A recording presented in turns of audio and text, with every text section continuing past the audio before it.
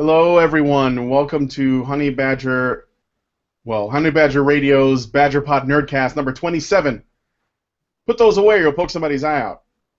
I am your host, Brian Martinez, and we have a great little panel. We're going to have a few cool topics to discuss.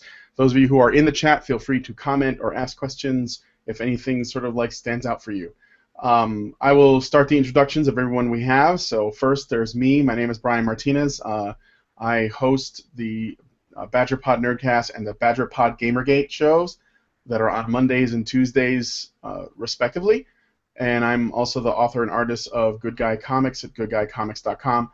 And my main thing is I'm all about non-censorship and freedom to express yourself as an artist regardless as to what your content might be. So that's the main reason why I have such an interest in doing these kinds of topics and looking at nerd culture now that it's sort of like, broadened to such a scale.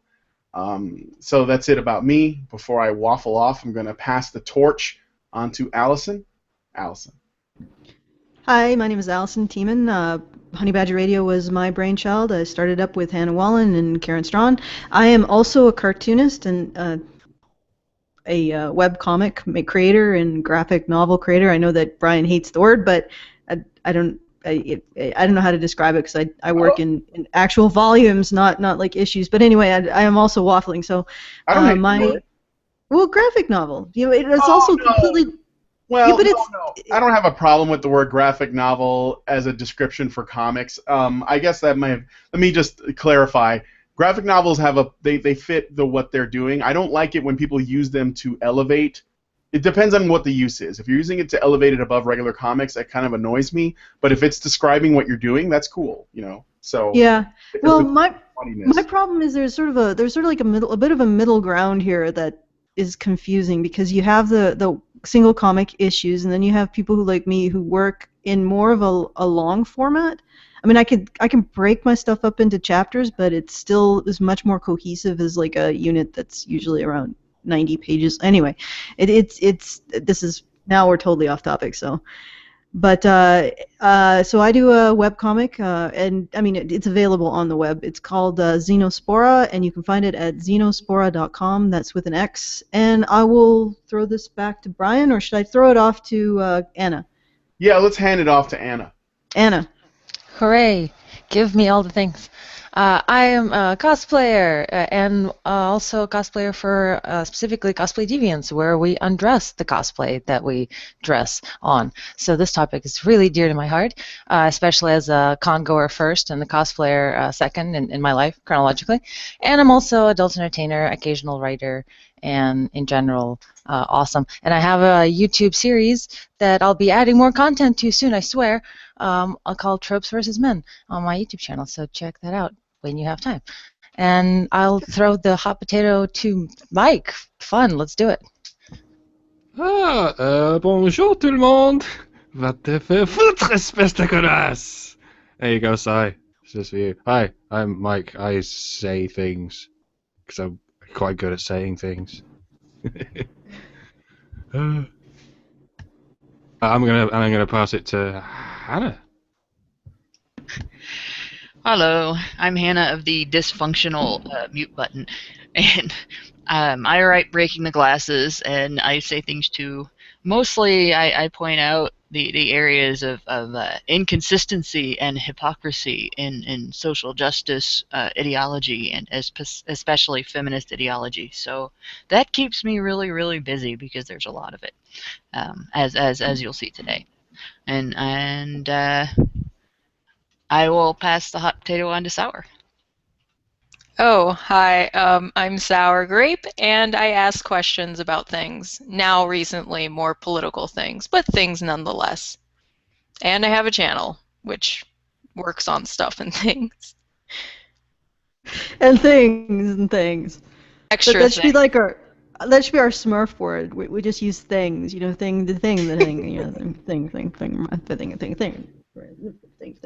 thing. That sounds like a song from like the album where the one-eyed, one-horned, flying purple people eater might have been on. You mean the thinger?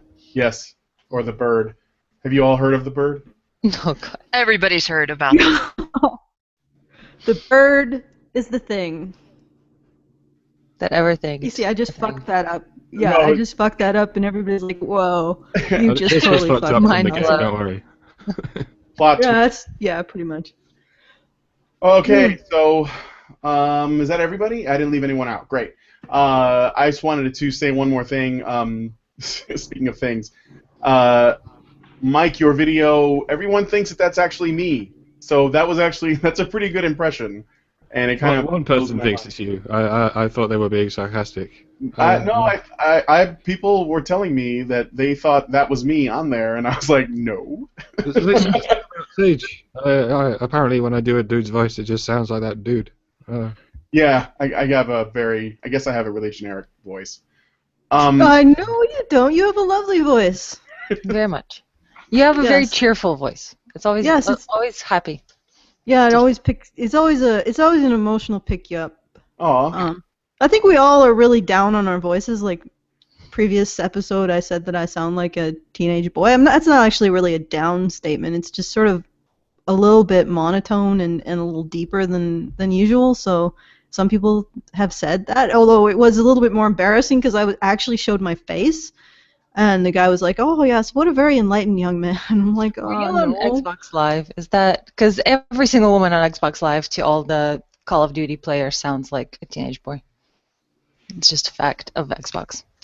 Well, maybe that's what you expect to run into on Xbox Live. Hey-o!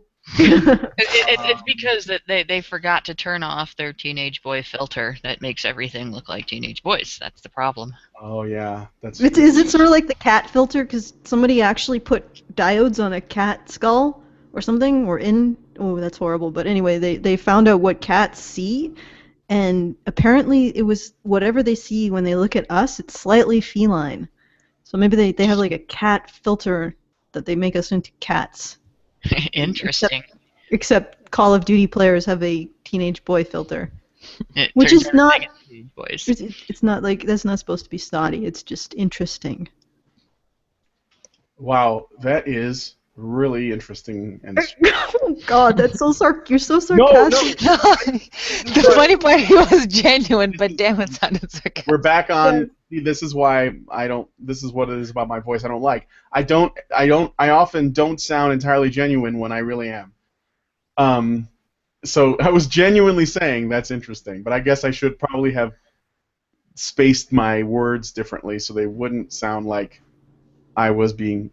Everyone expects you to be a douche. They're like, no, he can't be that nice. Where's the catch?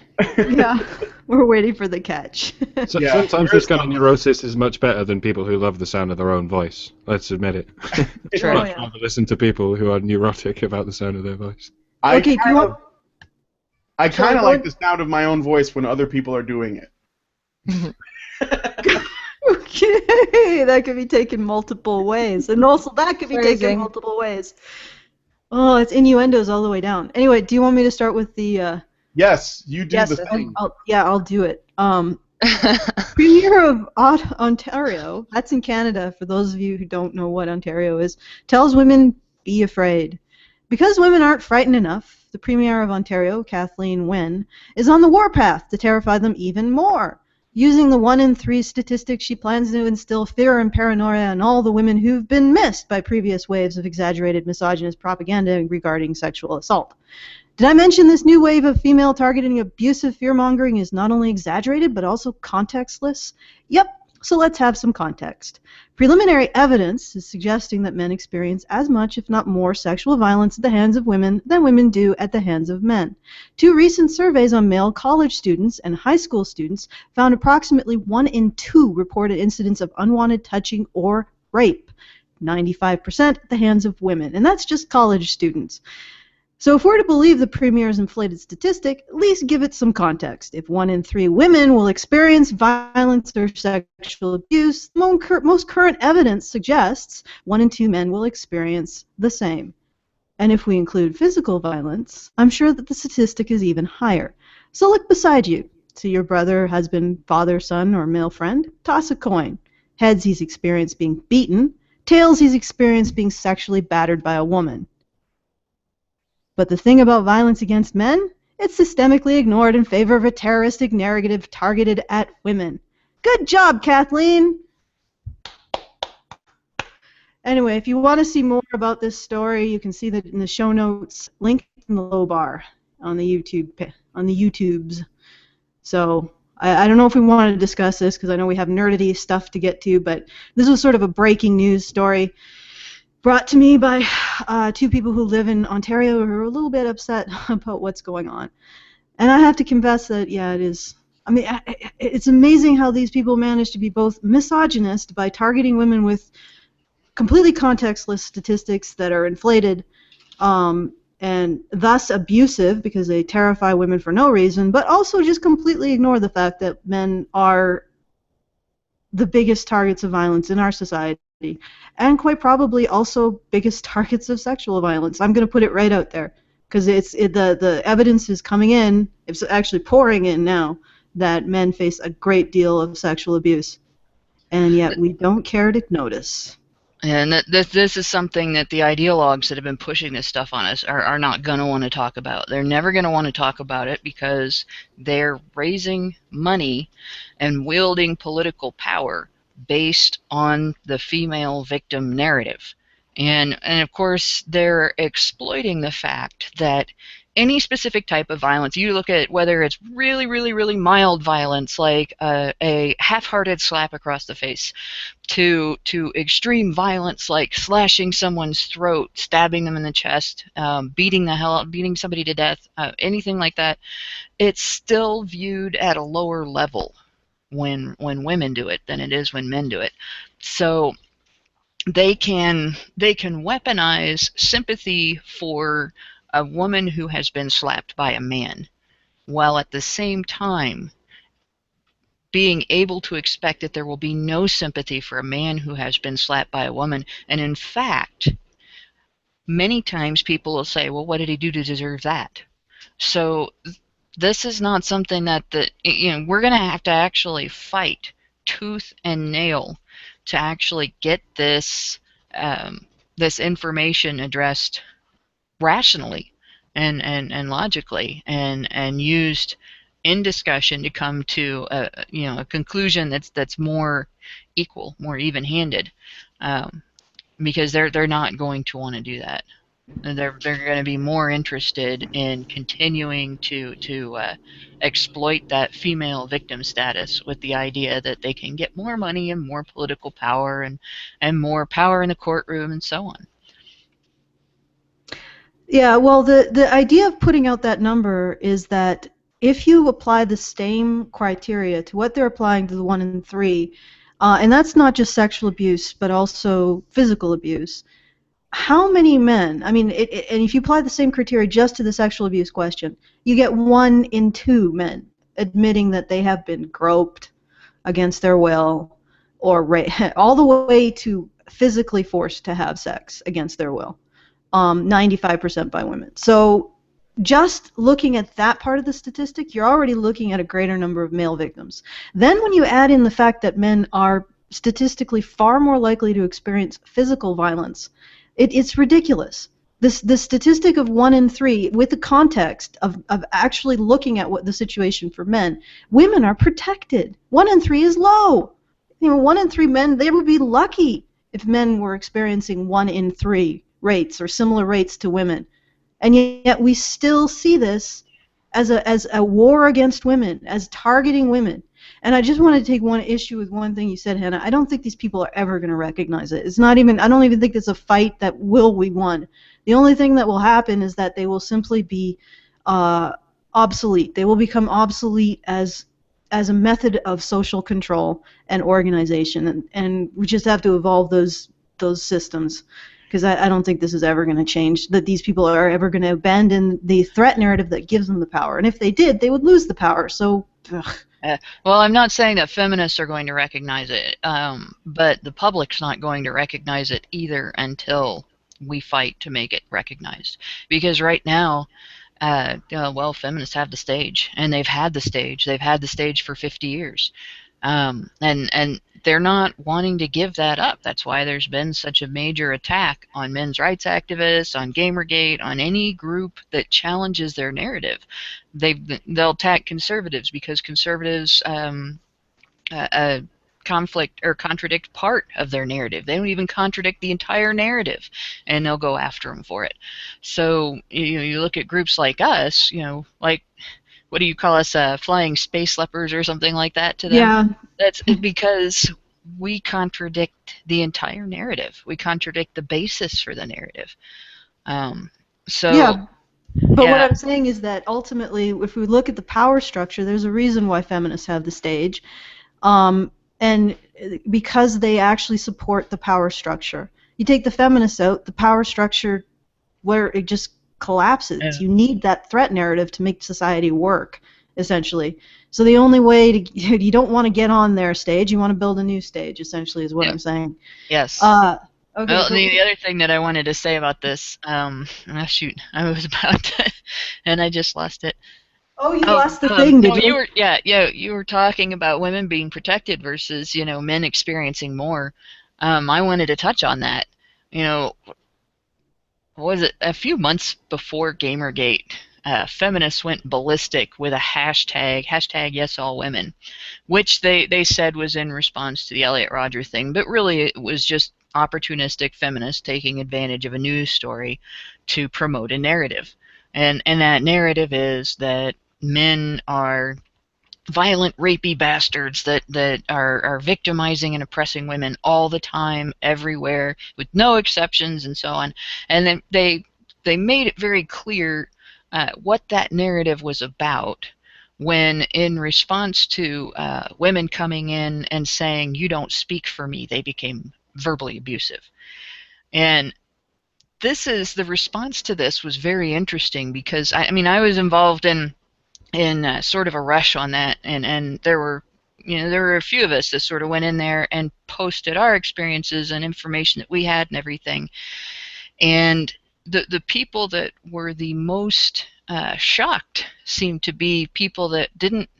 They were more laymen than entrenched feminists, that they had never heard the other side of this story. They just thought women were these poor innocent victims and everything. And I got to talking to people, and one of the things that really came out, and I started to get people to understand, is the difference in social response to a violent act against a person suffering, being victimized by violence. And that is when women do experience this type of violence, and we speak out and we say, well, this happened to me, and I didn't like it, or it was bad, or it was wrong, or whatever. I've experienced suffering because of this. We do get sympathy back. People do listen and believe. Feminists push the idea of listen and believe like it doesn't already happen, but it does. And the law supports our vengeance against the people that did it to us. And society will actually go out and attack as well. In fact, not just, we have things like sex offender registries here in the United States, and people will ostracize people for being on those registries. But I can't remember which country the story just came out of. There was a guy accused, not convicted, just accused, that an angry mob just dragged him out of jail, paraded him through the streets, and executed him. And the difference in response between that and when a guy experiences it, whether it's major or minor, is huge. And it's actually everything that feminists say about sexual violence against women is true about female sexual violence against men. It's normalized. The groping that feminists complain about, it's normalized. You go to an area where in any kind of like nerd area, like the Ohio Renaissance Festival, I go to that all the time. You see a guy in a kilt, you are almost guaranteed he is going to get groped by women. You see a guy, in a button-down shirt that's open in the front. You can almost guarantee he is going to get touched, and he's going to be expected to take it. He's going to be expected not to protest this, and his sexuality will be questioned if he does. So the idea that this is something that women are targeted, and when women are being discriminated against at cons and at festivals and at stuff like this because there's no room for them in the nerd community, you look at men's experience, it is everything that they're claiming that is happening to women.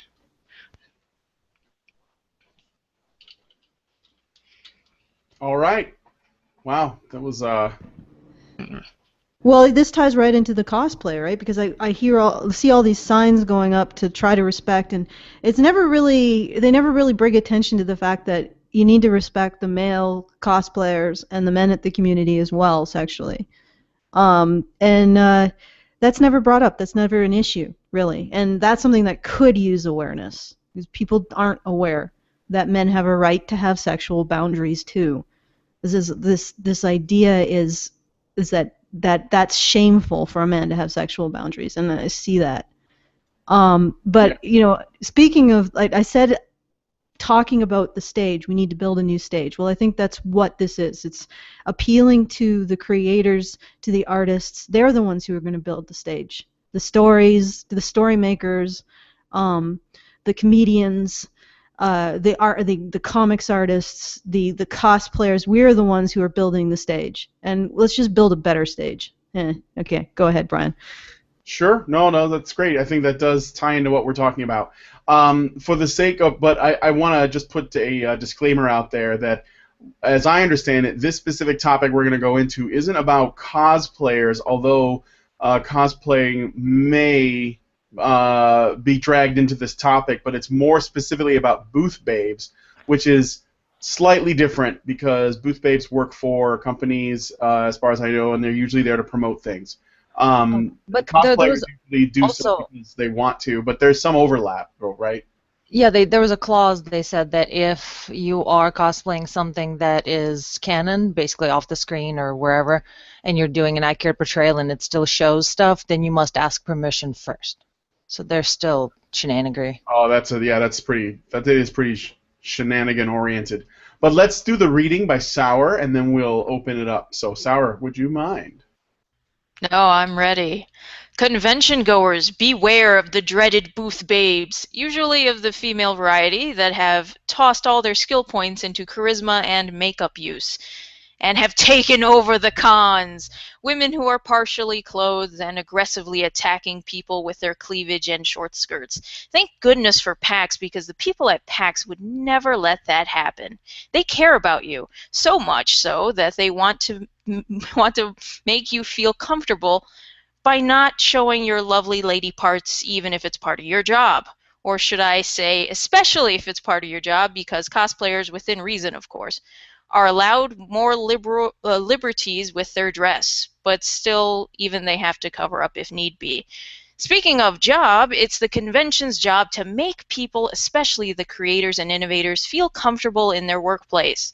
Game creator since 1981, Brenda Romero, makes a good point when she states, in any other workplace, this would be sexual harassment, and this would not happen. Why do I have to deal with it? So why should she and other founders of the industry face the wrath of a great ass and tits? If people go to PAX to play games, then why is there the need of the booth babe? Let's face it, without creators, PAX would be nothing, and aggressive cleavage be damned. Oh, sorry, I shouldn't swear, because who knows, a convention ban on curse words could be next. And discuss. Oh my God, yes, I know. That's pretty hilarious. Okay, that was a great read, by the way, Sour. I was laughing my ass off. I keep my mic muted. But yeah, I've been thinking before this show. I was thinking of all of the ways to use cleavage in a military manner, like Full Metal Tits, Unleash the Boobs of War. Yeah. I love the smell of nipples burning in the morning. Because aggressive cleavage, come on. I just What? keep thinking of Tank Girl's missile bra. Enema you at the can't. gate. But you can't cosplay as Tank Girl in the missile bra anymore because that would be, like doubly aggressive cleavage. Do you see what I did just there? Doubly. Double your cleavage, double your fun. Invasion of the Sweater Zeppelins. In the chat, somebody said that we need better devil's advocates because we have problems actually advocating for the positions that we don't actually agree with. How do you possibly advocate for the position of aggressive cleavage and sheathing the cleavage with a straight face? You do in the fact that, and I've actually taken this a little bit I was being sarcastic in my opening remarks because I felt like being sarcastic. Oh, sue me. I was watching a GDC speech, and it was by Brenda Romero, and I think that speech, when she talked about booth babes and how she considers the convention her workplace, and that in any other workplace, this or what they do to booth babes would be considered sexual harassment. She made an excellent point with that. And she also made an excellent point with the fact that it is a distraction for most people. She's been a founder of the industry, basically. She's been making games since the early 1980s. I don't think she would have ever thought that marketing would get to that point. So it's incredibly stressful for a lot of people there to see that happen, where someone who represents, she and the booth babe are essentially doing the same thing. They're representing the game. It's only the booth babe is doing it by means of sexual promiscuity in a way, almost flirtation. And she doesn't feel that that's appropriate when you're at PAX, because PAX is about gaming. Why do you need the booth babe? Is the booth babe an asset to PAX? Well, first, I'd like to kind of find out, is it like the 10 hours of walking through New York? What exactly did she see of the booth babes going through? She described it as a construction site, that people were leering, that things were being said, and that honestly, in her mind, she wouldn't take. It's very difficult for her to imagine taking her child to PAX in that kind of an environment. Well, that definitely needs to be said, very much so, that there needs to be a distinction between child-friendly events and adult-friendly events if you're concerned about your children, growing up and knowing what human bodies look like. But I personally had an experience at C2E2 where I was dressed as Motoko Kusanagi that has quite a revealing buttocks, and people drove their little strollers with kids past without a problem. So I definitely, and Dragon Con, of course, is another example. So it might be a regional division as well. But the question is, are booth babes seeking these jobs for their own kind of like, this is what I want to do, and I understand what it entails. It entails showing my ass and tits, or are they forced to wear tiny outfits? Because obviously, if you have a problem with that, do not work for that sort of thing. But ultimately, it is kind of interesting to me that someone who is personally not experiencing this, someone who personally has not chosen this job, has any right to speak for people who have chosen that job. And just because she has issues with her sexuality, or overtly displaying it rather, and the shame and slut shaming that comes along with that. I'm gonna make it clear. She's sex positive. I think the only thing is, you go to why do you go to PAX for her is way different than why everybody else goes. And to her, it's an expo, like an expo where she goes and she meets business people, she makes contracts, she talks to publicists, she does all of these things. It's gaming. She wants to demo games. It's gaming. But when you add the sexualized environment that doesn't really need to be there in order for the Penny Arcade Expo to succeed. But at which point do you make it from a boardroom meeting and E3 kind of thing where the developers get together versus where the fans get together? Because I can make a statement about the 6-foot Sauron on stilts that is a major distraction. And that's the specific convention she mentioned. She mentioned E3, in which she had that problem. And I think PAX is trying to almost do the same thing. Well, I have a fundamental issue with calling fans dressing up as things that artists produce a distraction. It's not necessarily fans. We're specifically talking about booth babes. in this regard, because they're basically doing the same thing. They're marketing a product. Right, so It's that's the question. Oh, how, One what's is- more distracting, cleavage or a 6-foot Sauron? You know what I mean? Like, why is there so much attention being devoted to the sexualization, and why is that a bigger distraction than a cooler costume? Isn't that sort of even devaluing the people who go to conventions, saying all of them have male gaze because there's horrible distraction of these tits, because like 2 guys stopped, but look at the giant crowd around the Deadpool who's doing antics, or the massive still dead Sauron that is literally creating a traffic jam because people are taking pictures of it. I feel like it might be disproportionate attention given to something that people find very easy to beat up on, which is sexuality.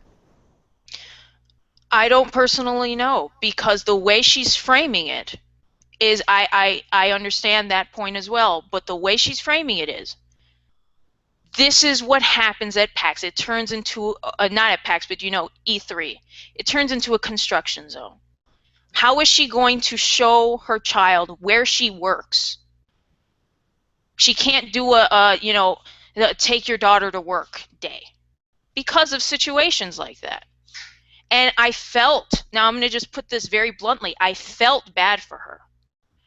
But I think that's a decision PAX should make. And whether they say that no, they ban the sexually explicit costumes or not, that's PAX's decision that they're basing on feelings, because now all we have here is a feelings war.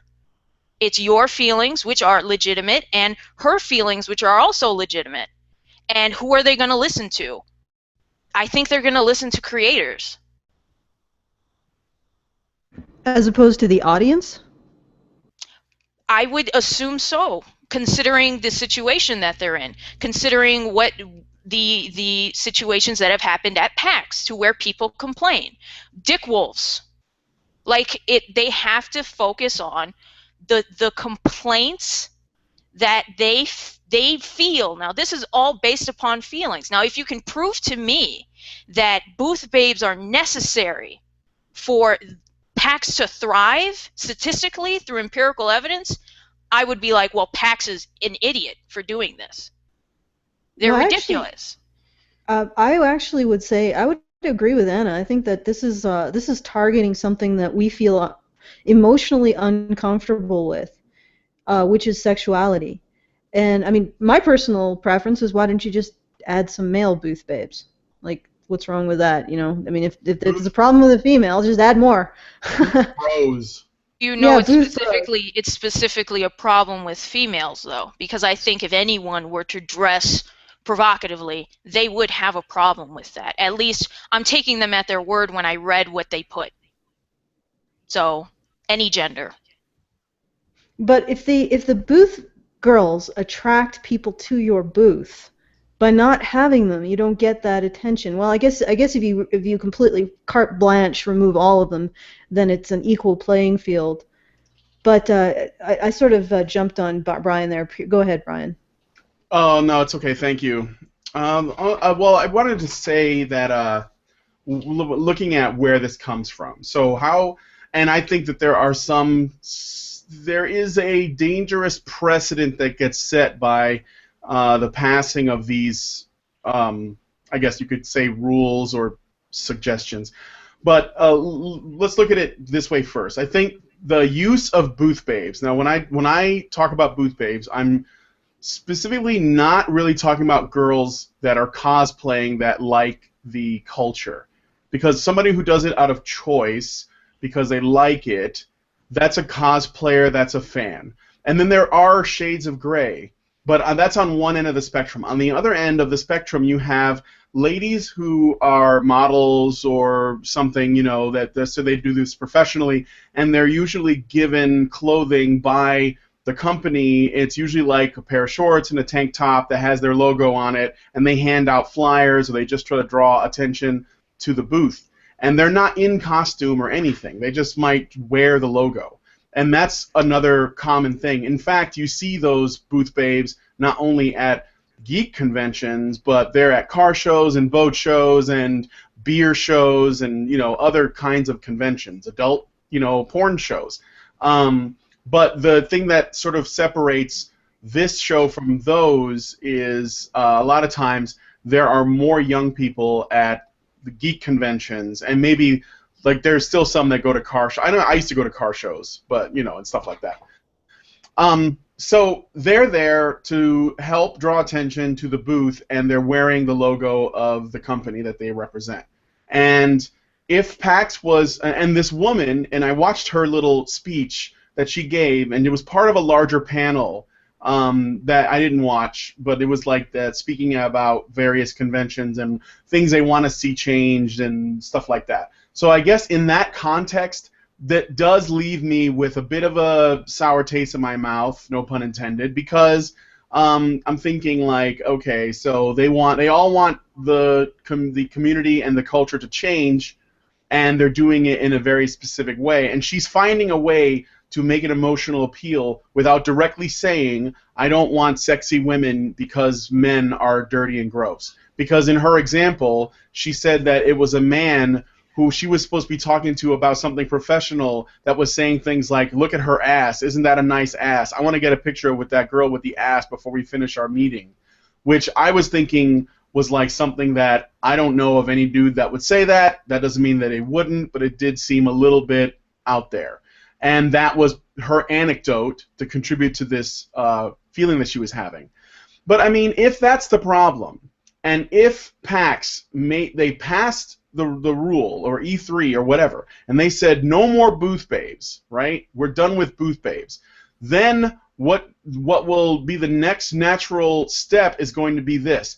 You will also get cosplayers. There are cosplayers that are professionals, like Jessica Nagiri and Yaya Han, right? And they get photography done, very professional posters made. They may work for a company to promote a product. I know that of those two and this other woman named Riddle, they do that. They're, these girls, this is their life. Like, they get boob jobs specifically done to do this. I'm not joking. I'm not being a smartass. This is what they do.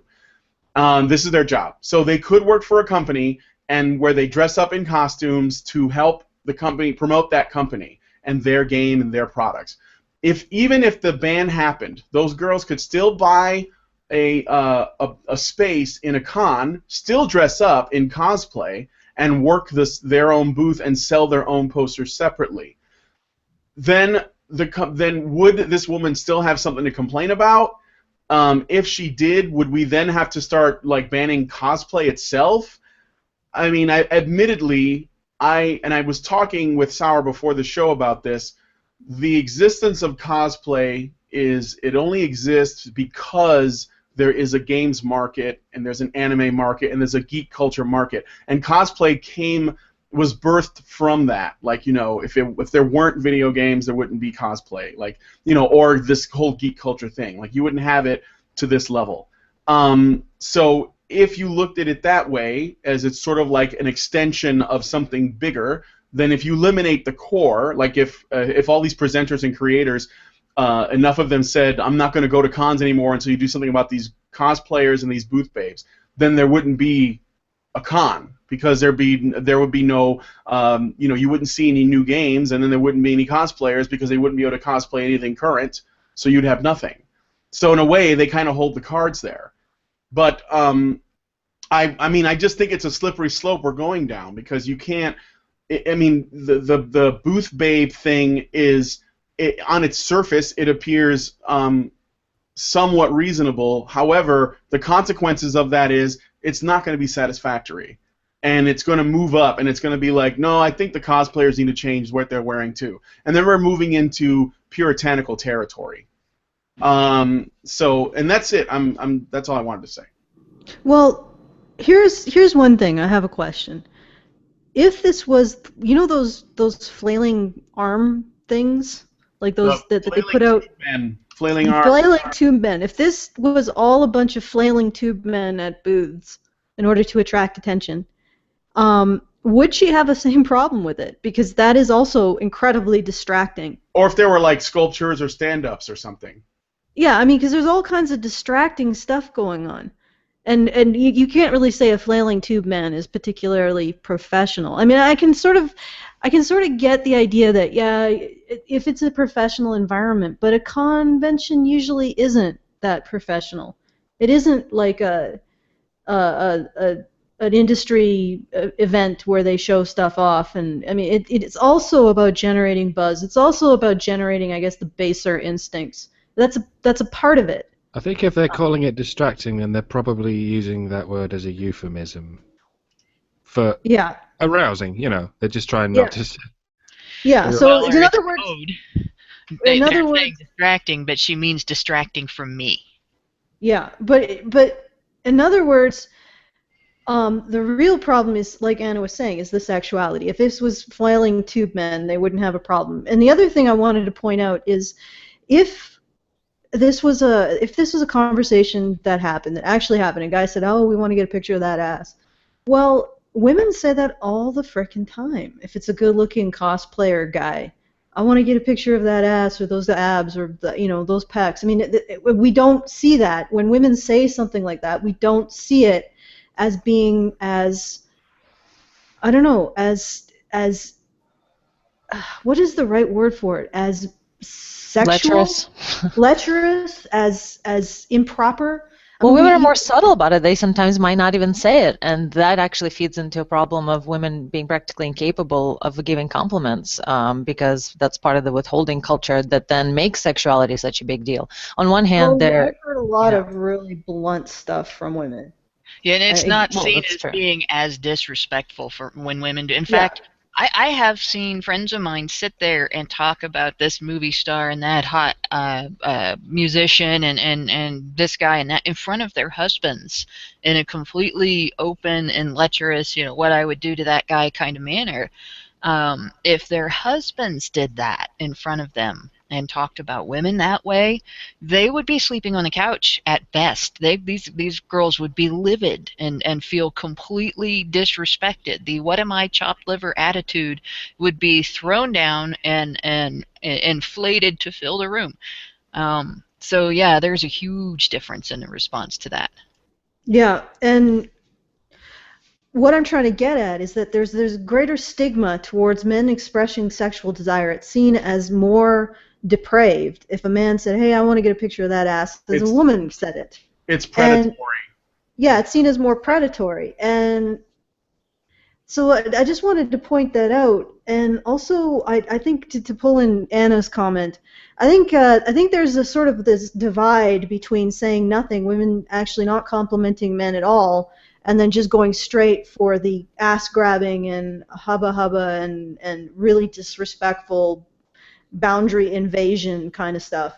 There doesn't seem to be a nice middle ground, whereas men often occupy a nice middle ground by saying things like, "Oh, you have really nice eyes," or "That's a lovely dress," or something like that.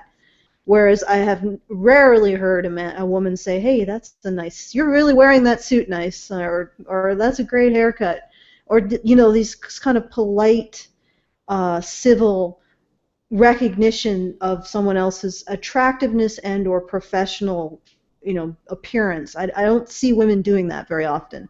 It's either ignore men or start scratching their clothes off. There's no middle ground.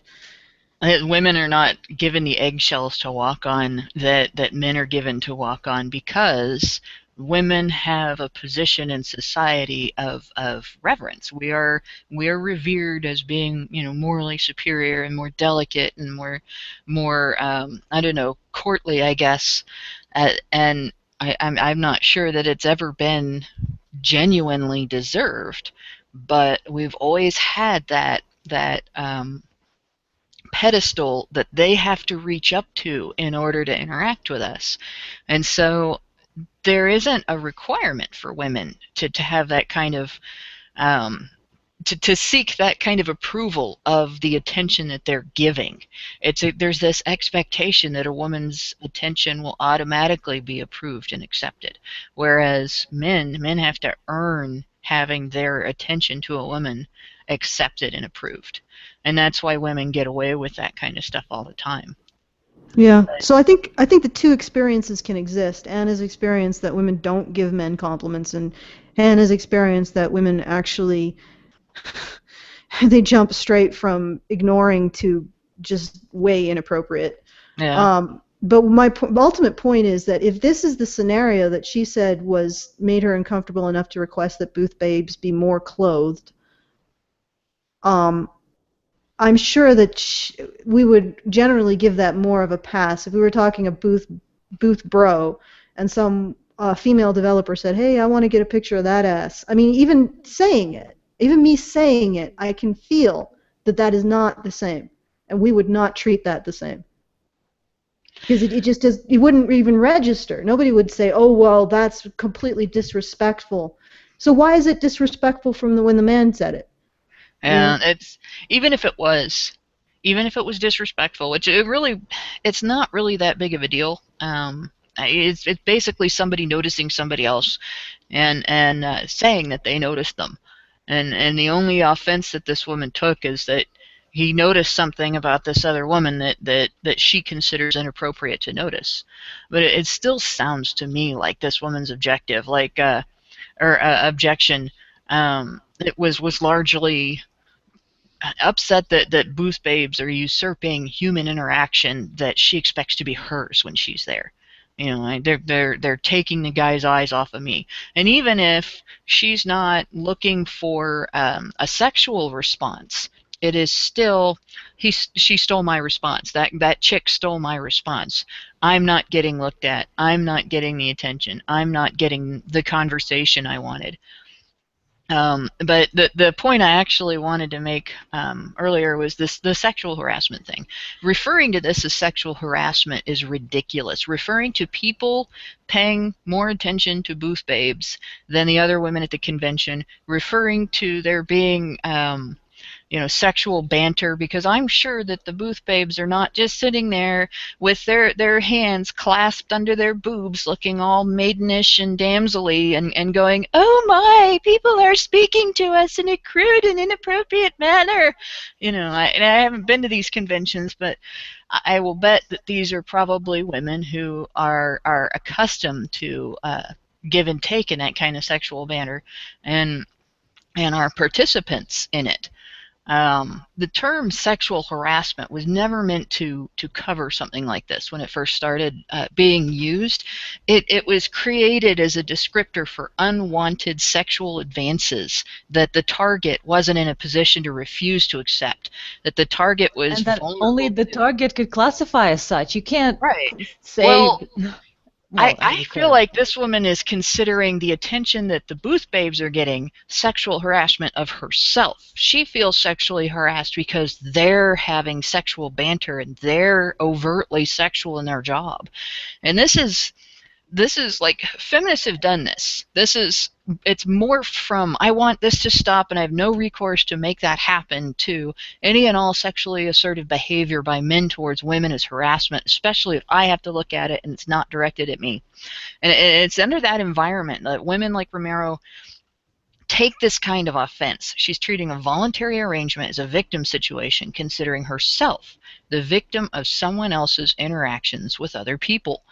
And, it's like, all those people over there are doing things I don't enjoy, and they shouldn't be allowed to have a different kind of fun than I like, or marketing in a way that doesn't appeal to me, or taking away from my opportunity to monopolize this guy's attention. And it's just the same. It's really the same as the women who bitch about things like the Bud Girls or the pro football cheerleaders, and say, well, these things aren't necessary and they don't contribute to the environment. It's bullshit. Of course they contribute to the environment. If they didn't, they wouldn't be there. And it shouldn't even have to be necessary to prove that they are needed in that environment, that the environment couldn't exist without them. This is an exact opposite situation. The environment evolved this way. If these people want to get rid of this part of the environment, they need to prove that it's damaging and harmful in order to force people to stop doing something they enjoy. But ultimately, all that aside, good. If they want to make this event completely rid of cosplayers or booth babes or any kind of distraction on the merit of sexuality, let them. Fine, who cares? and let the market speak for itself, as they say. But of course, just whatever. But I wouldn't be advocating for anything like that on a variety of levels. That this particular policy, as you mentioned, it has a cleavage is an issue, which is quite specifically, it seems directed at Jessica Negri, who does a lot of interpretations of Pokemon outfits that involve her cleavage and navel. And it's like, well, what about skin tight fabric? What about? I mean, come on, like we can still make it sexual without. It just seems like a very directed and pointed attack at specifically cosplayers, some in particular. And not to mention that it just kind of goes back to that feud that was happening quite a while ago, not that long ago, actually, on Facebook, especially some comic artists from days of yore and some classics like DC and Marvel were talking about how they do not enjoy going to cons because of cosplayers, and it really hurt a lot of cosplayers in the community. And their rhetoric was that, well, their distraction. Us as creators, we're not getting paid because nobody's visiting the dealer room. They're all just paying attention to these sexy cosplayers. And, some proudly wrote that whenever they get an invitation from a con that proudly touts that it'll have cosplayers, well, they just throw that invitation in the trash. And all this just really negative stuff directed at cosplayers as a direction away from their revenue, which is ridiculous in some ways, as cosplayers pointed out, that they routinely spend, up to $200 in the dealer room at once, because they are the people who are emulating the art and honoring it and basically giving it promotion and advertising by dressing up as these characters, and it's something they love. And it was kind of a blow to the cosplayer community. So it feels like it's a continuation of that attitude of trying to toss out cosplayers as a distraction away from profits, and for feminists, very much so, away from how it makes them feel about their own sexuality. And there's something I like to call the pussy economy, where it kind of dates back to Machiavellian intelligence. I don't know if I mentioned this book, but it's quite fascinating, and it deals with how primates, humans including, as well as humans, how they take over the world in the sense of relationships and using sex as a weapon or as currency. And we have this feminist agenda, so to speak, of ridding men of as much sex and sexual stimulus and exposure to sexuality as possible. There's slut shaming, there's porn shaming, there's just a variety of stuff. And then, of course, men become extremely dependent on the sexual activity, because men are born more, so to speak, addicted to sexuality and to dopamine and all that. It's just part of the drive. And they take away the sexuality, and then men are so hard up for it that they can use it as an even bigger control mechanism. It is just very frustrating. And I need something to drink, so that'll be it for me. You mentioned slut shaming. That got me thinking. Here we have it's like full circle. It's like a complete 180 or turnaround, I guess, is more like it. But I mean, in the name of inclusiveness and body image support and ending sexual harassment, feminism has determined that being comfortable enough with your body to put it on display is bad, and as a result, the very same culture, the very same ideology that spawned those slut walks and protested against slut shaming and stuff like that, which they exaggerated the behaviors that they attributed the need for those for, exaggerated the incidents and then attributed that all to rape culture. Now they've decided that putting that kind of scant dress on display, the very same stuff that they would wear, or the very same not that same stuff, but the same level of lack of coverage that they would have at these slut walks, suddenly that they're considering that at any other time to be indecent, deserving of harsh judgment, and they'll call it slutty, and somehow that's an aspect of rape culture, and that's harassment now. So the same ideology, which like for 40 or 50 years fought to convince society that we're treating women's bodies as dirty and unattractive, and that's got to change, is now, in the name of protecting women, telling us that women's bodies are dirty and unattractive because men's responses taint them. Sour? Oh no, I was just going to clarify something that I heard Romero said, just to be fair enough. She didn't necessarily, she's sex positive. From what she says, she's sex positive, and I'd have to trust her on that. And this is just from me listening to it, if a woman has a nice ass. I think we'd all say she has a nice ass. The problem becomes the environment that she was in is sexually charged. Now, is that a good thing? Is that a necessary thing? Is that something that is necessary for PAX?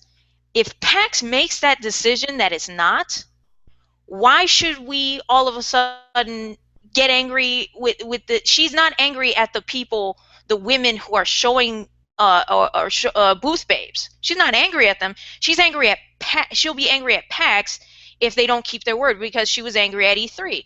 E3 made the judgment call that they were going to ban booth babes. Then the next year they stopped. And she was mad not at the women, but she was mad at PAX because not at PAX, E3, because they lied, essentially, because people like her were making arguments using their emotions against it. Now, I'm not saying that's either a good thing or a bad thing. What I'm saying is it's legitimate enough for PAX to do something about it.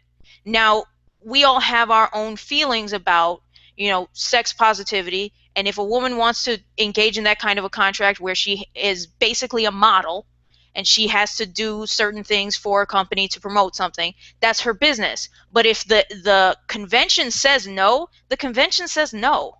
Like, I don't see what the real problem is here at all. Well, this kind of thing doesn't happen in a vacuum.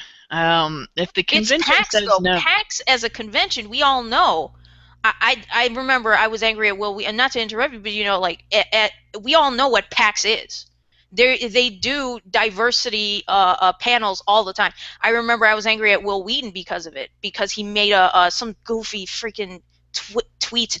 He goes, "Well, I hope there's panels at PAX Prime about women and diversity and gaming and all this." And I'm sitting here, I'm going, I counted 16.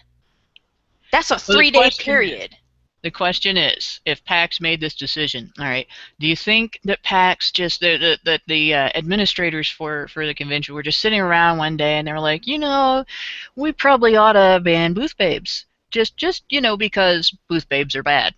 Or do you think maybe they had complaints from women? Oh, of course they did. They know they did. The same attitude as Ramira.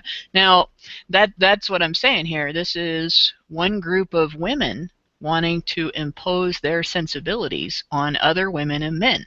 Not all of it was women, but yeah. Well, but the thing is, it's a group of people who are saying, you can't do the things that you want to do because I find them offensive, even though you're not doing them to me. And that's where I kind of draw the line. And as far as sex positive, feminists who say they're sex positive almost always, and honestly, I haven't seen an exception to this yet. It's feminist code for I and other women get to enjoy sex, but male sexuality is still toxic and degrading to women. So we can demonize anything that involves enjoying male sexuality or giving freedom, free license to male sexuality, and only celebrate things that involve female sexuality that is independent of male sexuality. You're right. Yeah. And that's not real sex positive behavior, but it is what feminists mean when they say sex positive. And this situation really, really shows that. Again, PAX, and if we want to take this to like a capitalist market sense, if they ban it, they banned it. Like, I really, and if it hurts them, it hurts them.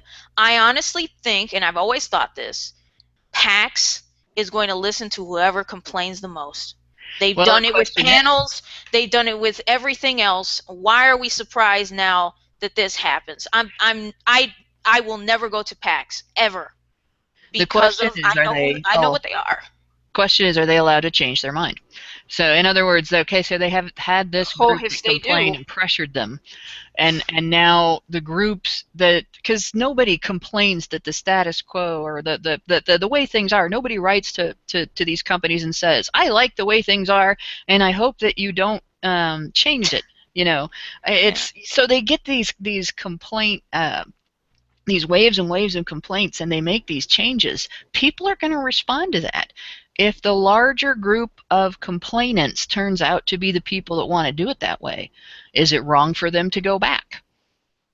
If the larger set of opinions and the larger set of attendees, if their interest is in maintaining the booth babe and scantily clad cosplayer environment, what makes it wrong for PAX to return to that? To me personally, absolutely nothing. But to Romero, it's sort of indicative of they don't give a shit. They don't care. So in other words, only her opinion matters. And then everybody's going to be, well, only everybody's a little vain with their own opinion, and that's the problem PAX has. PAX has to deal with feelings. There's I have yet to see any numbers that anybody has shown me that, do booth babes or sexually charged atmosphere at these types of conventions. Does it matter? Does it really matter?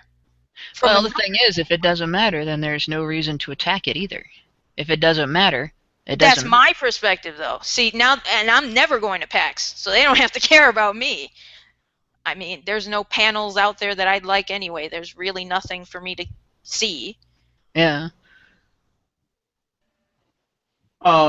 So I just wanted to add, I go to Gen Con every year, and Gen Con and C2E2, but specifically Gen Con, I went, and I've noticed that I remember many years ago. I'm going to date myself, but I remember a booth babe back when the anime Slayers was really popular. Does anybody know Slayers? And someone was dressed up as Naga. She was like this sorceress with giganto cleavage, and there was a woman that was dressed up like her. And this was probably in the late 90s. She was the only booth babe I can recall in recent history, or at least that stood out. Most of the time, though, they were of the type that would wear the cute outfits that reflected the companies that they worked for. But I noticed in the last couple of years, when I thought about it, which I didn't think about, until today's show, I haven't seen a booth babe at Gen Con for a couple of years at least, at all. I mean, I've seen some cosplayers for sure. There's tons of those, and in fact, it's gigantic at this point. But I noticed that Gen Con doesn't have booth babes. Now, I don't know if they pass any rules or anything like that. I do know that Gen Con's attendance has changed as well, because when I used to go, I've been going ever since I was able to go, and I recall when I used to go when it was in Wisconsin, it was mostly men, and they were mostly in like their teenagers on up to full-grown adults or even older guys, and that was the majority of the attendees. And as those men, the younger ones, grew older and they, maybe met someone and got married and had children, they started showing up at Gen Con, as married couples and then with families. And now there is a new generation of teenage kids in a new, much geekier, much more mainstream geek culture that attend Gen Con. It got so big they couldn't do it in Wisconsin anymore, so they moved it to Indianapolis, which is where it is now. And I wonder if there isn't some connection between those, or if maybe Indianapolis has different policies. But I just wanted to throw out there that I haven't seen booth babes at Gen Con for a while, although cosplay is still popular. Anna? Yeah, just that reminded me of what I was going to say earlier. After the kind of feud situation and now all this attention aimed at cosplayers and calling out sexuality and the cosplays not consent, all of that adding to it has created an atmosphere that is sort of driving out cosplayers. I mean, they're accomplishing their goals because going to convention now as opposed to Dragon Con a few years ago, there's a big difference in how photographers and people in general approach you for photos. And so you end up having a lot less exposure and things that you used to, people just take pictures and you have like 6-hour-long photo shoots in the middle of the marquee at Dragon Con because there's just so many people taking photos with all the other awesome cosplayers and you, and it was great, but now people have such a paralyzing fear of even approaching a cosplayer for fear of being considered misogynist or aggressive or not, assaulting them somehow or harassing them, but just asking to take a photo. So I definitely noticed that as in a personal experience, it's declined in the way that people approach. They don't anymore. So it's getting kind of sad. Yeah, that was something else that I was thinking about in how when you add on top of everything that all these regulations and all of these things that we've been doing with conventions and convention hosts with regards to rape culture, addressing that, and like harassment, and cosplay is not consent, and all this other stuff that goes on, and it creates a climate of fear and distrust between cosplayers and attendants, and more specifically, because let's be real here, we are talking about female cosplayers and male attendants, because female cosplayers are the only ones that we worry about in terms of like protecting them from being harassed. Even though male cosplayers exist, even though there are fit ones, and they're even though they get groped too and all that, but they're not complaining. The female ones are, and they're specifically complaining about male attendants, because I've seen photos of female attendants groping female cosplayers, and for whatever reason, it's totally fine. That was just a joke. We're just joking. This is cool. So we're talking specifically about male attendants and female cosplayers when they talk about this consent thing. And when you stack that, and then you're also looking at people looking to change booth babes, because so you are sort of like male sexual attention or male sexuality is under attack, whether intentional or not. This is how it appears, and I think it feeds into this climate of fear and distrust. So, anywho, I'm going to move on to the next topic. So, speaking of cons, thanks to Sour, thank you for bringing my attention to this, there are two alternate conventions that exist that I just want to talk a little bit about. It's a minor thing, but I think it's just kind of interesting and what that could mean. So I'm going to go ahead and do the reading. So, feminists have their own convention now for sci-fi, fantasy, and general geek culture enjoyment.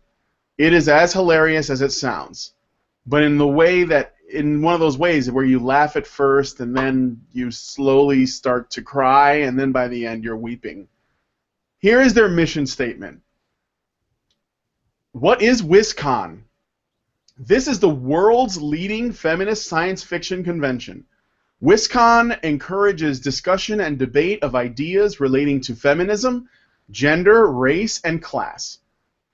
WisCon welcomes writers, editors, and artists whose work explores these themes, as well as their many fans. We have panel discussions, academic presentations, and readings, as well as many other uncategorizable events.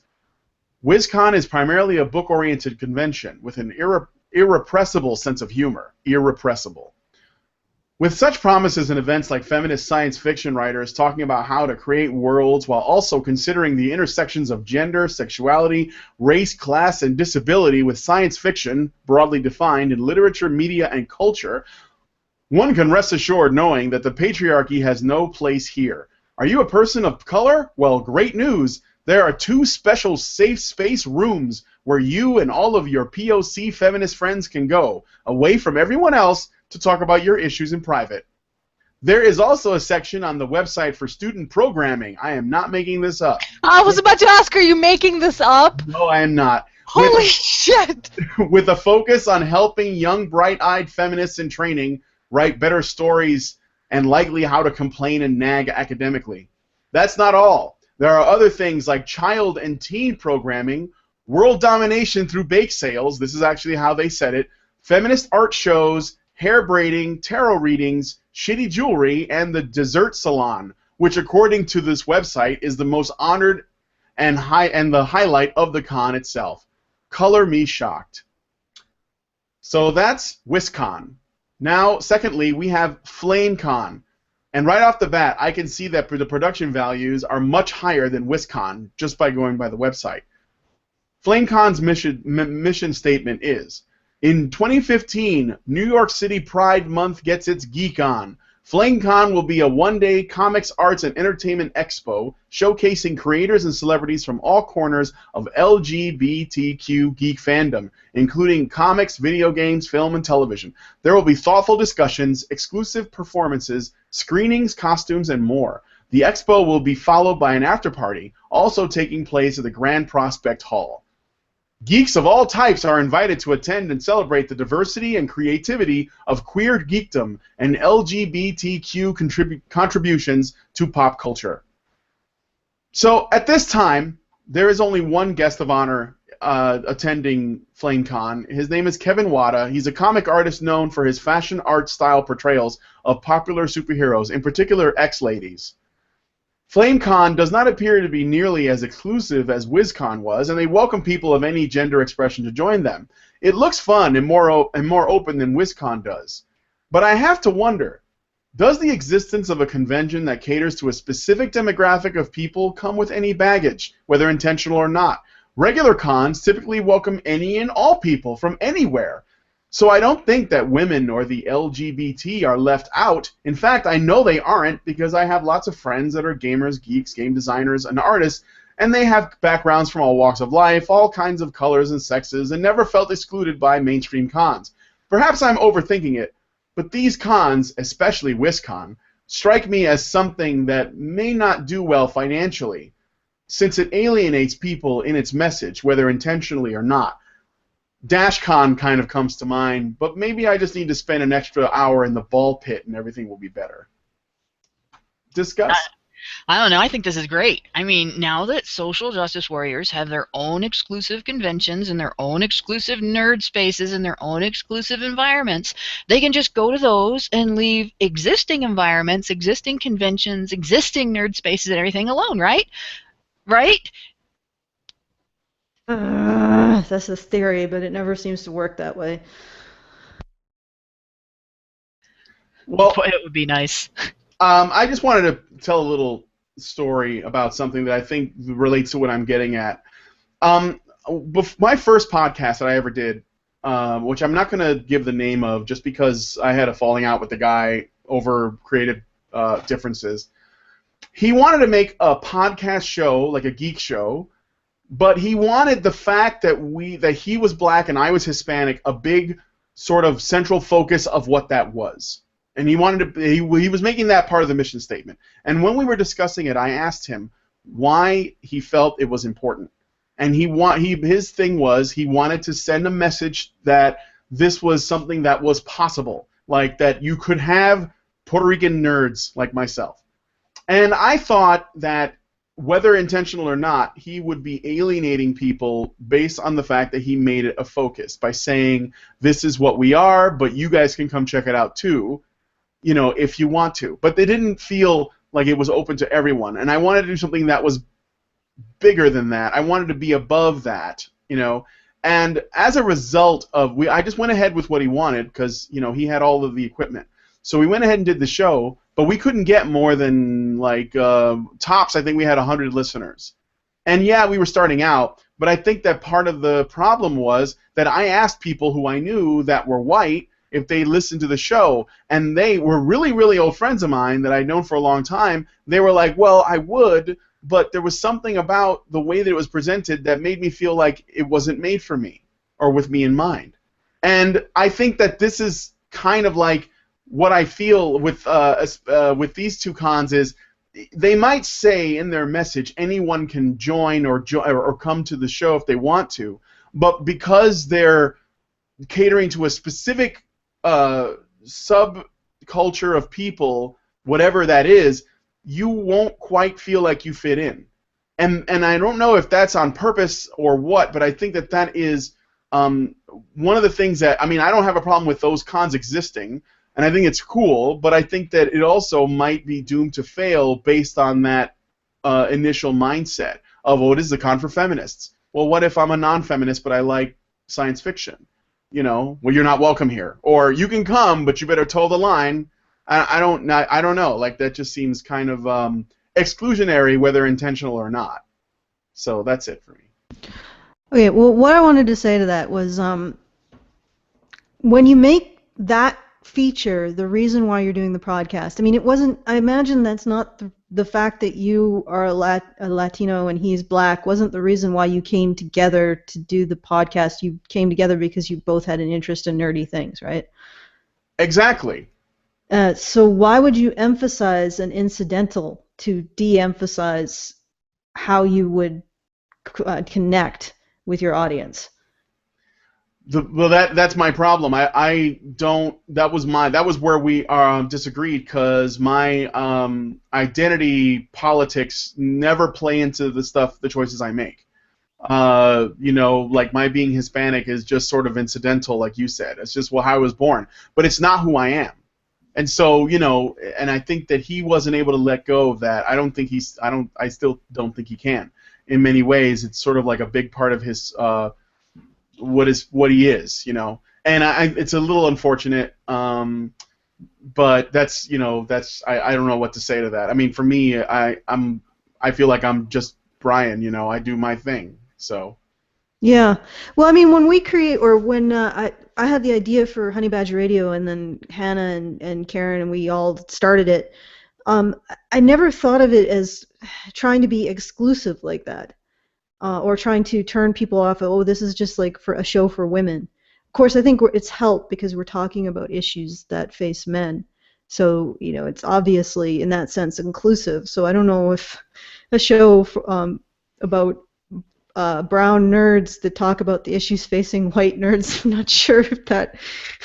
I just had that image in my head. I don't know. Should I laugh at that? Is that racist? I don't know. You can laugh at that. We didn't do that, but the fact that you could think that could be a topic, like a conclusion, is specifically what I was talking about. Because when you say, we could change it about something else. I could say, this is the, South American Brazilian podcast, and let's say that they have a problem with people in Chile for whatever reason. I don't know what the politics is.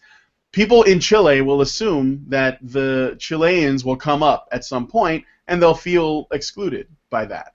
They'll be like, maybe that's not for me. Or if there was a Palestinian geek show, that was all about the Palestine or Palestinians, then people from Israel will be like, I don't know if that's for me, and you just lose listeners right off the bat.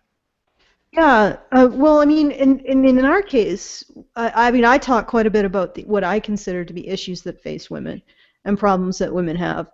But because we include also men's issues and how they're all connected, because I think it's much more of a dynamic than certain ideologues would have it.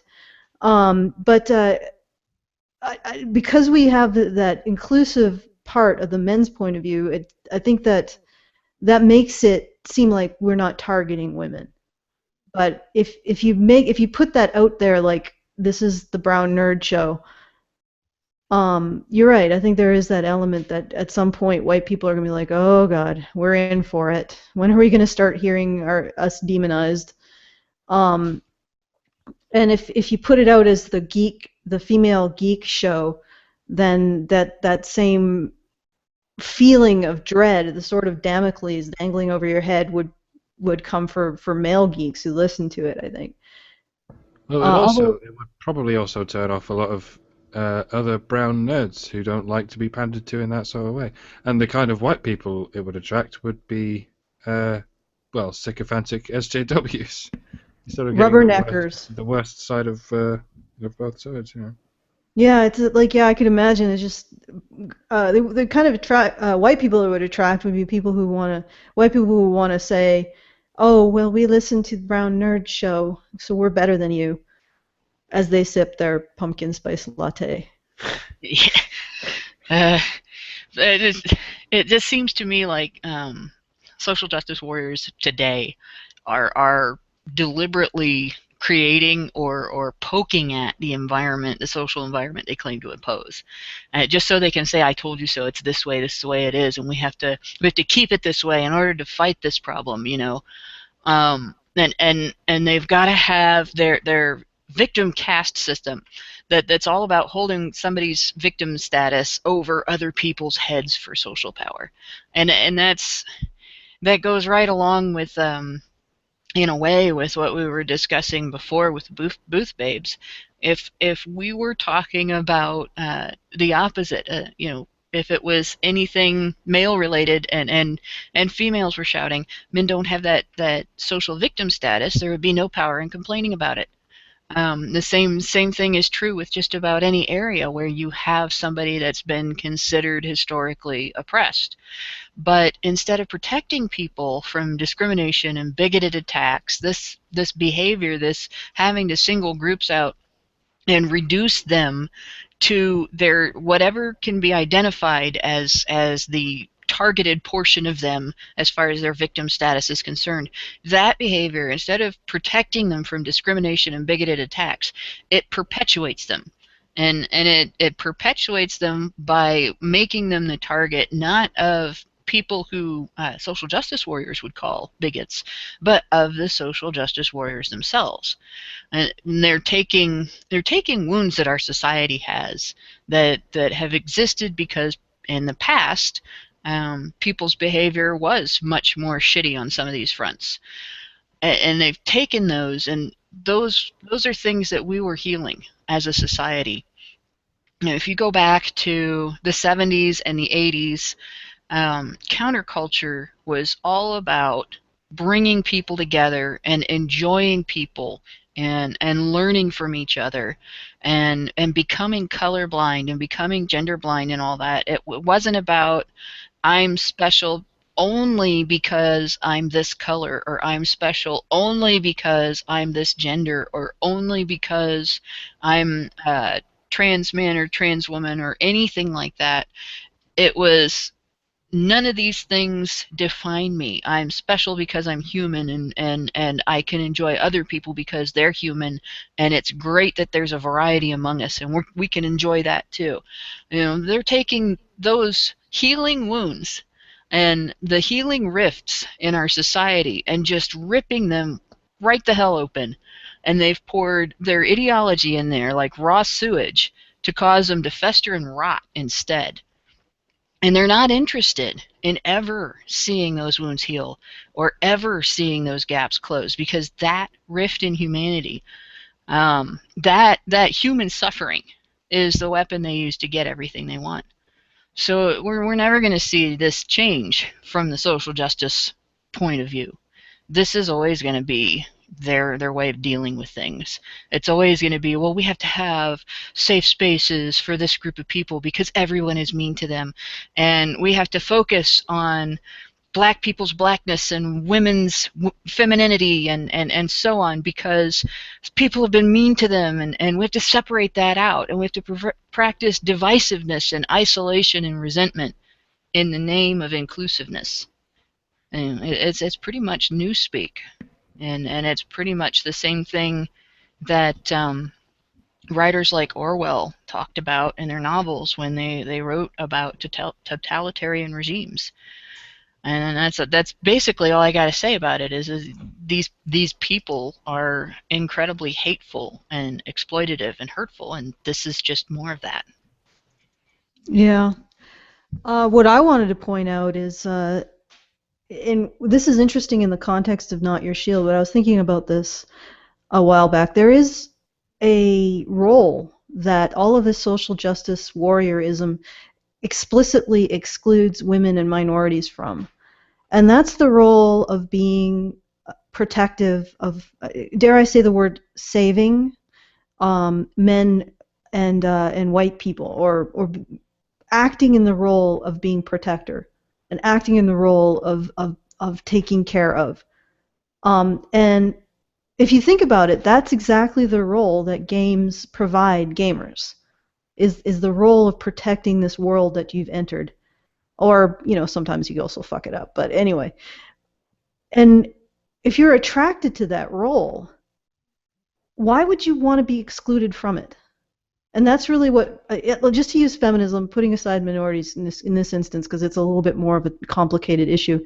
Feminism excludes women from the role of being saviors of men, of protecting men when they're vulnerable, of taking care of men when they have problems, of taking responsibility to not treat men like shit.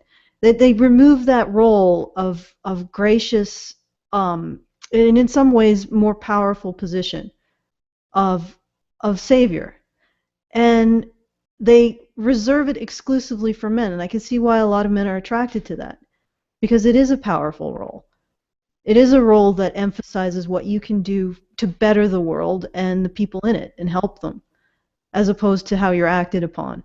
And feminists exclude women from that role. The entire construction of feminism is about excluding women from that role, from taking responsibility for men, for protecting them from whatever men need to be protected from. And it might not be the same like bears and tigers and lions, oh my, but it may be the social justice warriors themselves. And what's interesting is Not Your Shield really is doing just that. It's minorities and women stepping up and saying, hey, these are our friends. These are our brothers and fathers. These are our husbands and boyfriends. You don't fuck with them. And if you're going to fuck with them, don't do it in my name. And I think that's, that's admirable. And it's a position that social justice warriors say that minorities and women cannot occupy, is the position of, this far and no further. You don't fuck with this person. You don't fuck with men. You don't fuck with white men. This is not acceptable. These are our part of our community as gamers, as nerds. These men and these ethnicities and these races are part of our community, and you don't get to fuck with them because they're part of us.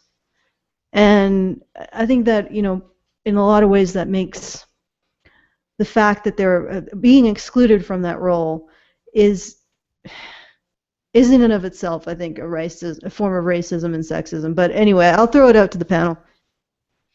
I was just going to say, excellent point, Hannah, on those safe spaces. Because as a person who is also Puerto Rican, go figure, when I was looking at these sort of spaces, it just, I don't understand why they do it.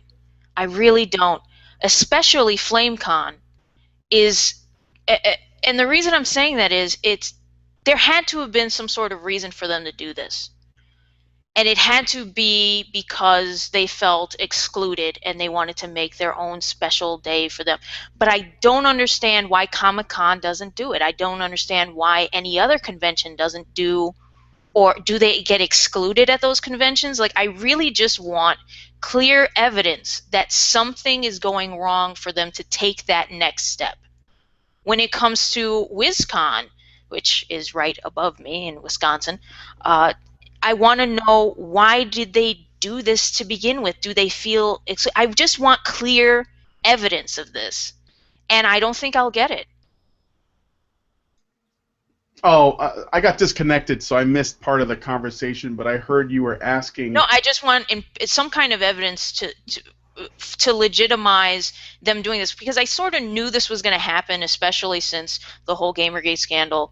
I had a feeling this was going to happen, where people are going to make their own, let's just call them, groups, whether it be in Let's Play or podcasts or any kind of information, and it's going to be centered around social justice and diversity and inclusive, exclusive natures of it all. And they're going to do this, and they have done this. Now they're doing it with conventions. And I just want to know why, where's the proof that a convention's a big thing to organize? It's a big step. And I don't understand why they do it. Because it doesn't seem appropriate in a way. You're excluding yourself. Why? That's not helpful at all. I've even talked to someone in LGBT community, and they even said FlameCon is sort of pointless. We have Comic-Con. Well, I have a theory about it, because I don't think we're going to get like a real answer, but I think there's a few things. For one, FlameCon is only one day, and it's in New York. I think that, because it's just one day and it's just for that, I don't think there's really any harm in that. I don't know that it could be a response, because like you said, and I've been to a few cons. I mean, where I live, I go to C2E2, Wizard World, Gen Con, and then there's a couple of small ones. while those cons are open to the general public and anybody can go and all kinds of people go, in fact, people go to these cons dressed up as characters that don't exist. Like, they make up their own shit. Like, they have, like, you know, people that are just dressed up in bondage clothes go to these cons. And you know they're not dressed up as anything. They're just like, I want to wear my bondage shit, and I'm going to go to this con and do it. And that's fine. So, clearly, it's open to whoever. But I think that people that make their own cons are doing so because even though the con has already made, they're already welcome to everyone, they have taken it upon themselves to feel excluded in some way. And maybe it was only organized by a very small group of people who were especially special snowflakes, and they were the ones that were like, hey, let's make this thing. And other people that probably go to the big cons also were just like, well, we'll go to this too because I don't have anything to do that Saturday.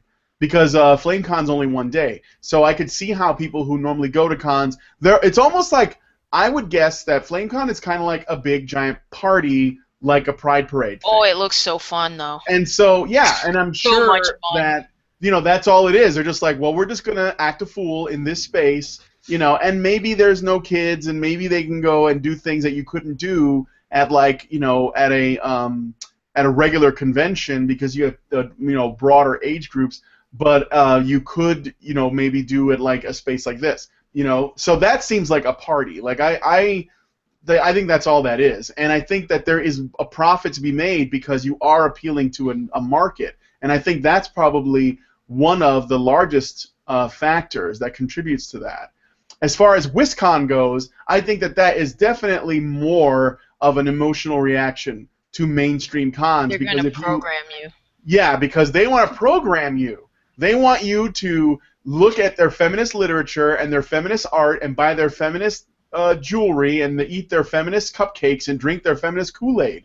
And, you know, and that is very specific. And they want to get people who, you know, and there's a lot of ways that they do this, you know, like they start probably with the question, they let anybody in, and then if you go in and you're like on the fence, you don't know about feminism, or you're one of these coffee house feminists, and you're just like, I guess I'll go because it sounds like fun, and I like to read science fiction, and, you know, that's where they get you, and then they start talking to you about rape culture, and they talk to you about all the bullshit and the rape statistics and everything, and they probably have it, like, raining down on you like so much hail, and they feed you cupcakes, then their goal is to spread the word of feminism as positively as possible. And they probably will make people who normally go to regular cons feel unwelcome at those cons because they can't stand on a soapbox and complain about the patriarchy. You know what? I should totally go. That's cake right up the border. I should just walk in there. Feeding you the feminist cupcakes. That's cake culture. Hey, I'll videotape it. The patriarchy is taken over. I went to Occupy Chicago. I think I can go anywhere at this point and feel, you know, hey, I'm a minority. They'll love me. I bet that because WisCon, you noticed, like I mentioned before, I don't know if you caught that when I said it, for people of color, they have safe spaces. Yes, they for do. them. I can't so wait. They basically have a space for black people to go. Like, go to those rooms to talk about your stuff, which is really, I don't know if they know how fucked up that is. You know what?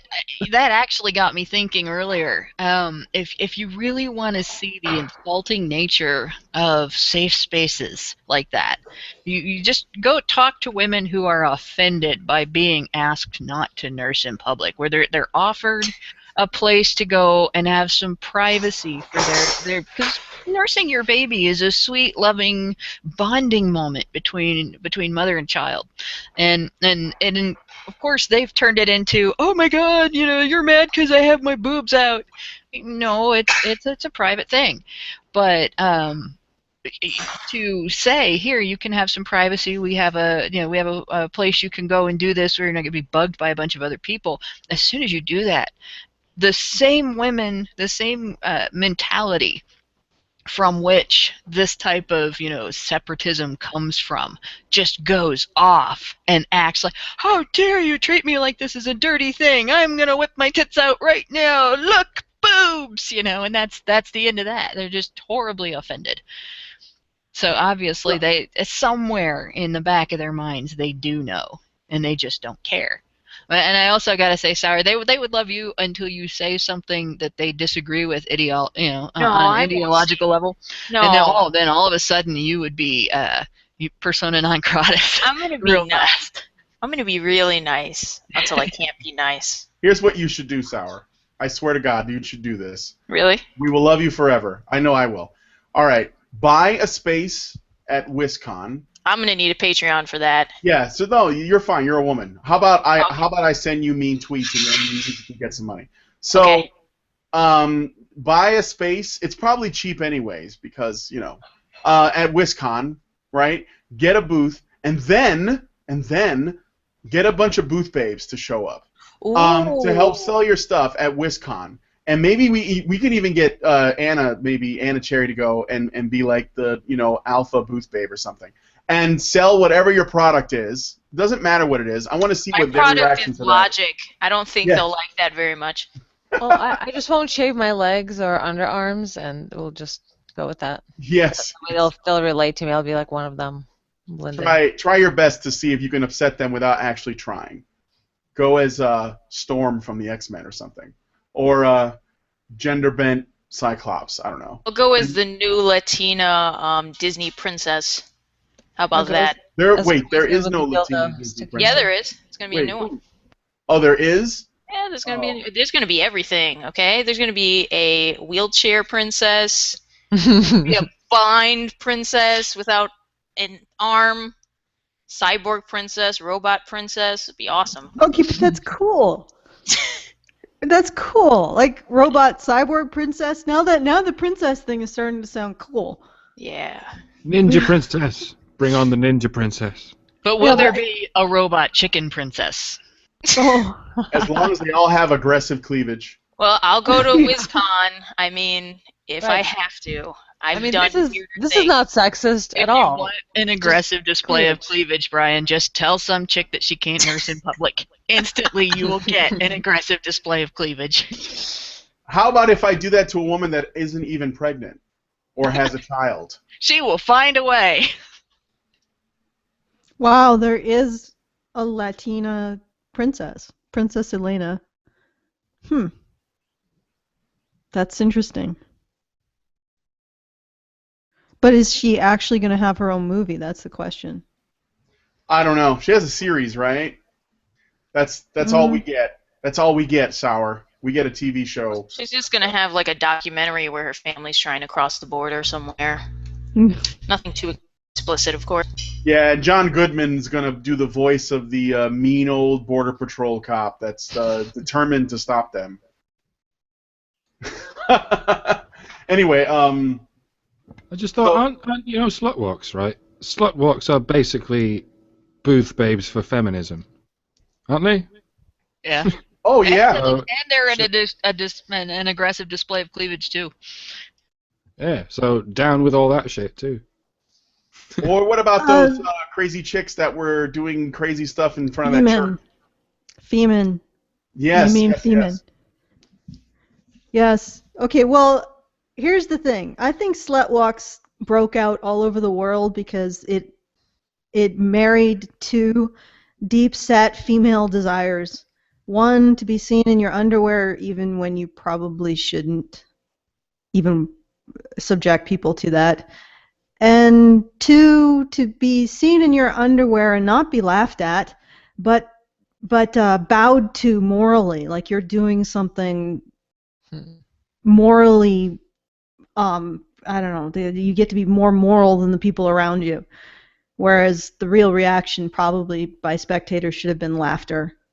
And you are fucking dancing around in your fucking underwear in public, acting like a jackass, and you're not even drunk. What is this? I mean, how can you consider this to be some sort of protest? But I realized men would be shamed to hell if they did anything similar to that. Yeah. Unless they were drunk. Yeah, well, yeah, then it's acceptable. But drunk fools. Yeah, but I was thinking about the slut walk, and I was thinking, oh my god, the whole world erupted into this stupid shit. And I realized that It's not. It isn't actually really that political. It's just an opportunity for women to indulge themselves in some asinine behavior and do it with a patina of moral superiority. Yeah. I think they ought to limit those. So since you got to get a parade permit for that, right? Most municipalities ought to just decide that they're going to reserve the permits for those. You can only get those between the beginning of November and the end of February. Yeah, or alternatively, since we have to have professionalism come to PAX, why can't professionalism actually come to the downtown of cities? And people wandering around in their goddamn underwear, acting like jackasses, is not professional. Let's keep a little bit of professionalism in our downtown cores. Therefore, let us ban the slut walks. And also false advertising. None of those women are sluts. They just want to be assholes about sexuality. They want to simultaneously display the goods or non-goods, as it were, and also feel and like they get upset. Judge people for being sexual. They get upset if they find out they have fans. Oh man. Some people don't like fans. I do. I can't sleep without one. Oh Yes, man, can we do your fans show up with a sandwich board that says they love you? Can we do more military jargon plus aggressive cleavage crossovers? Like, there we go. Yes. yes. First, I got the description of that thing. Oh, wacky, wavy, inflatable arm flailing tube man. Wacky, wavy, inflatable arm flailing tube man. That's what those are. I just had to say that. Wacky, wavy, inflatable arm flailing tube man. Wacky, wavy, inflatable arm flailing tube man. So the equivalent would be wacky, wailing, inflatable, boob flailing booth band. Blue flailing. Oh, you know what? I would pay real money to see one of those. The only thing that comes to mind is the Austin Powers, some of the early Austin Powers where they had the boob guns. That was some aggressive cleavage. Oh, yes. On the Fembots. Yep. Okay, so Saving Private Ryan's crack. Saving Ryan's privates? Well, Yeah. we're into porn parodies now. I want to do something with the word howitzer, but it's not coming in my brain. Oh well, if it's coming anywhere, I mean. It's not working in my brain parts. I'm gonna give. Over you in the chat says FOB forward open boobs. Forward open boobs. Oh man. I'm gonna give credit to Sour for Das Boob. I think that's Das Boob. How boobitzer? No, that doesn't really work. But that is a joke in the Kamek community. They do ask open boobs, BB. So I don't know how one is to open boobs, but that is a request. Actually, Gulch did a good one. Those boobs are locked and loaded, ready for the Iron Raid to lay down a suppressing fire. An AK-47. Suppressing lactation. Boob yogurt is next. Okay, shall we? Bow Chicka Howitzer. Thanks for that. Oh, that is awesome. Howitzer.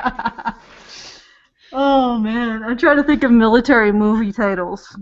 You know when you ask your brain to do something and then it's like, no, fuck you. Nope.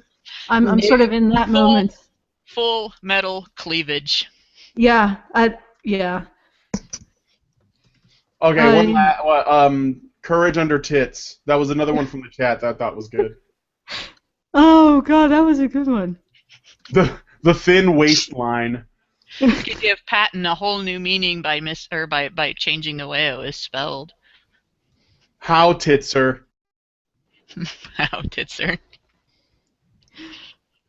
Oh god, okay. Internet Movie Database is failing me. We can we what's could end. got to do with it? What's got to do? Black breasts down.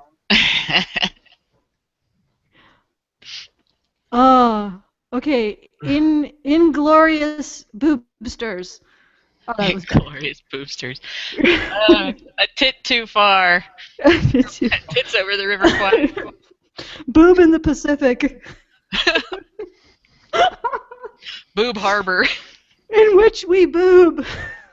Enema at the gates. Oh, God. Apocalypse boob. Apocalypse boob. Oh, apocalypse now. tits. Yep. Sands of Two Titma. Hamburger Hills. The red boob of courage. Oh, the great boobage. Oh, the boob escape. Hey, that's a good one. The boob escape. Shall we end it, Brian? I'm actually crying, and my body is in pain. Let's end it. My sides are in pain. Schindler's Tits. I don't know. I think somebody's got to throw us some shots of morphine, put us out of our misery. Boobs of Navarone. Just big adrenaline syringes like in the video games. Oh my god. Metal Gear boobage. Calls of boob. Boob of duty. Boob of duty. There you go. Boob of duty. The green bra. Call of booby. Oh, Full Metal Memories. Yeah, that's a good one, actually. Starship Hooters. Oh my god. Maxio says Battle of the Bulge. No edit necessary. Yeah, you're right. That is perfect. Battle of the Bulge. Okay, this is just total silliness, and we're over time, so. You know, that gives Rough Riders a whole new meaning, too. No, I'm not actually. I'm actually in pain. It's not pleasure. I guess it's laughter pleasure, but it's also pain, so it's good. It's all good. Oh, Call of Booty. Yeah, I think we did. Okay, I'm gonna say it. Okay, Brian, let's say it. Let's do it. Let's end this thing. Let's end it. Let's put it out of its boobery. Stupid jokes. Anyway, okay. Good night, everyone. It's been a wonderful almost 2 hours. Thank you to my hosts. Thank you to everybody who's listened this far. I'm not going to shill the patron because pretty soon we'll be putting on a fundraiser for the event that we will be going to in April. But again, good night. And final last shilling will be for Cafe. That's the Canadian Centre for Equality, and they have put up a billboard and a hashtag called Let's Talk About Men. And the billboard is to decry violence against men and how we basically render it invisible in our society. So if you want to take a look at that, go to point your browser to equalitycanada.com, and that specific billboard is up at equalitycanada.com/cause/violence against men. And I'm going to say goodnight. I've been defeated by the boobs. They're very aggressive. I got disconnected. Very badgerish. Yeah.